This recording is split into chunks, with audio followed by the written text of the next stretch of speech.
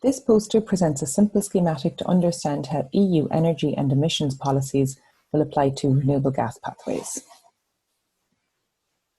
The Intergovernmental Panel on Climate Change considers the CO2 emissions from biomass and biomass-based products as zero emissions at combustion. In EU policy, different actors will benefit from the EU emissions. In this quadrant, the columns represent either ETS or non-ETS emissions. The ETS is the EU Emissions Trading Scheme. This scheme covers energy generation and large energy users. Non-ETS emissions are emissions from smaller energy users, the agricultural sector, and transport. The top row represents the fuel pathways that meet the sustainability criteria of the recast Renewable Energy Directive. The bottom row represents pathways that do not. The criteria allow different emissions for different energy uses.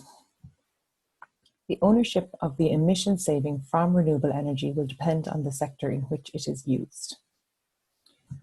Where the biomass is used in ETS emissions installations, the plant emissions are reduced and the owner can trade the emissions credits. If the renewable gas is used in a sector that is not in the ETS, then the emission savings contribute to a country's national emission reduction target for the EU. The emission saving will benefit an enterprise or a country, but not both. If a fuel pathway is sustainable, then it contributes towards the EU renewable energy supply, and the producer can also avail of state financial incentives. Understanding where a pathway will fit in EU policy will help decision makers to determine the best end use for renewable gas. Thank you very much.